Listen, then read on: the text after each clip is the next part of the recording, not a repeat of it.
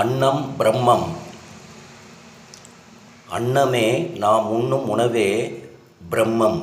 அன்னமே பிரம்மம்.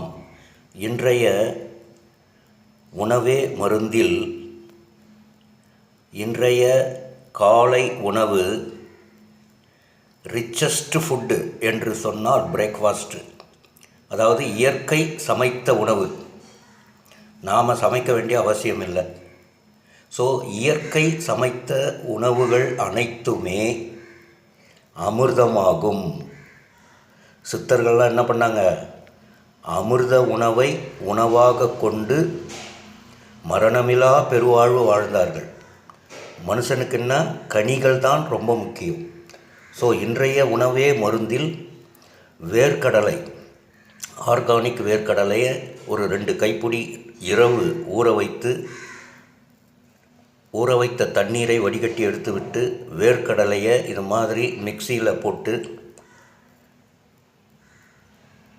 வாழைப்பழம், ஒரு முழு வாழைப்பழம், நான் இதில் போட்டிருக்க வாழைப்பழம் வந்து செவ்வாழை.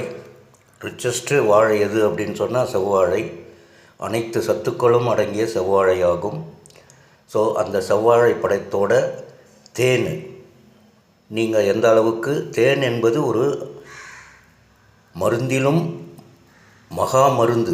ஸோ சித்த வைத்தியம், சிலவித மருத்துவ மருந்துகளிலே தேனை வந்து குழைச்சி தான் அதை சாப்பிடுவாங்க. ஸோ தேன் வந்து ஒரு மருந்துக்கு மருந்து, உணவுக்கு உணவு. ஸோ அப்படியாக இனிப்பில் தலை சிறந்தது உங்களுக்கு தேன்.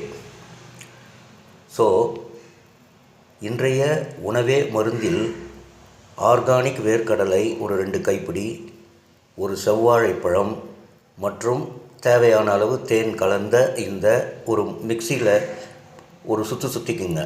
சும்மா ரொம்பலாம் இது பண்ண முடியாது. ஒரு 2 சுற்றின உடனே நல்லா மசிஞ்சிடும். ஏன்னா நம்ம மத்துலலாம் போட்டு கடையணும், அதெல்லாம் தேவையில்லை. ஒரே ஒரு சுற்று மிக்சியில் போட்டு கடைஞ்சிட்டிங்கன்னா இது மாதிரி அப்படியே கூழ் மாதிரி வந்துடும்.